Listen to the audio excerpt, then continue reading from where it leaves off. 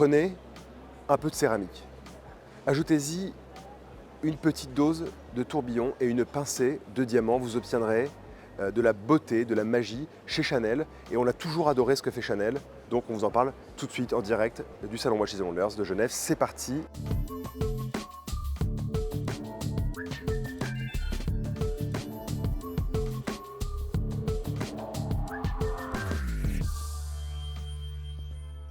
Vous le savez, chez les Rabilleurs, on adore le travail d'Arnaud Chastain pour tout ce qui concerne l'horlogerie chez Chanel, où vraiment la marque va prendre des initiatives de création un peu folles, parfois complètement déconnectées du réel, mais c'est ce qu'on aime, c'est aussi ce qu'on veut voir en horlogerie à un moment où parfois, franchement, on s'ennuie un peu.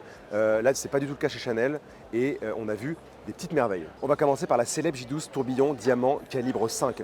En 2022, nous découvrions la J12 tourbillon diamant avec le calibre 5 qui est autre que le premier tourbillon volant, je vous rappelle, un peu suspendu dans le vide, ce qui donne en tout cas cette illusion chez Chanel. Le diamant, il est beau, il est aussi technique car il a un poids et il est placé d'une certaine façon qui ne dérange pas la marche du tourbillon. En même temps, s'il dérangeait la marche du tourbillon, ce serait vraiment absurde. En 2024, donc, on découvre une nouvelle itération de cette montre J12 tourbillon diamant avec un très joli boîtier en céramique noir mat de 38 mm, une lunette fixe avec une bague céramique où on retrouve un motif baguette, en fait comme si on avait mis des petites baguettes de céramique à l'intérieur. C'est particulièrement bien fait, c'est presque joaillier et on a un cadran qui est ajouré en céramique noir mat. La montre elle est hypnotisante, qu'on la regarde face avant ou face arrière, c'est une belle réussite, bravo à Chanel. On continue avec une édition rose qui m'a particulièrement plu cette année chez Chanel. Je ne vais pas vous refaire un dessin sur l'importance du rose chez Chanel. En 2024, donc, on découvre la Boyfriend Squelette X-Ray en édition limitée de 55 pièces avec justement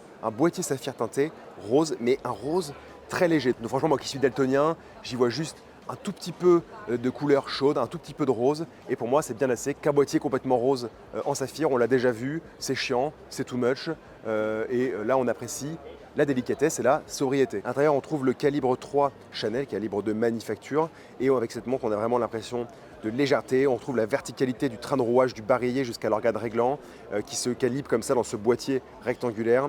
C'est très très beau. On va continuer avec une collection capsule qui s'appelle Chanel Couture au clock. C'est vraiment les masterpieces de cette année qui sont là-bas, création vraiment plutôt joaillère avec toujours un peu d'horlogerie, c'est sûr, mais en tout cas vous allez voir c'est très très original et ça nous plaît beaucoup. On retrouve vraiment toute l'identité Chanel de la rue Cambon avec des aiguilles, des dés à coups, des ciseaux, des épingles, en veux-tu, en voilà. Et nous ce qui nous a vraiment marqué c'est ce sautoir buste couture, une pièce exceptionnelle en or jaune 18 carats avec un certinège. Et en parlant de certinège, Éléonore serait très heureuse. Je vous rappelle, le certinège, c'est le fait vraiment de couvrir de diamants, qu'il n'y ait pas 1 mm carré qui ne soit pas couvert de diamants. Et pour ça, on utilise des diamants de différentes tailles. C'est assez compliqué à faire, mais le résultat, il est bluffant.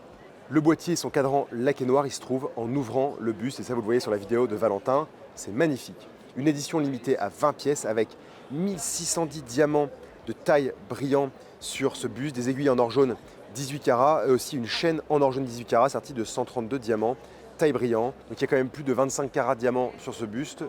Donc c'est vraiment un buste de toute beauté, de toute splendeur. On finit avec la Chanel première que j'apprécie évidemment tout particulièrement avec une farandole de nouveautés dans des déclinaisons un peu faux-folles. C'est très joli. On se souvient évidemment que la première, c'est le cas de le dire, est apparue en 1987 en reprenant la forme octogonale du bouchon de la bouteille de parfum Chanel numéro 5. Cette année, on a plaisir à avoir une très jolie manchette première, un sautoir ceinture ou encore un bracelet Charms, comme on dit, avec plein de petites babioles dessus. C'est très joli, ça porte probablement chance, mais en tout cas, nous, on aime beaucoup.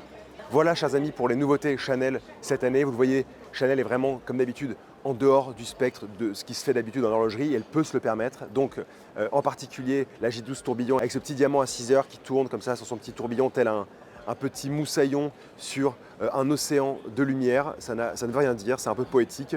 C'est pour vous signifier qu'on adore Chanel, qu'on les remercie, qu'on les félicite. Et c'est tout pour moi. Continuez à nous suivre pour avoir toutes les nouveautés au salon Watches & Wonders de Genève édition 2024. On vous aime, merci.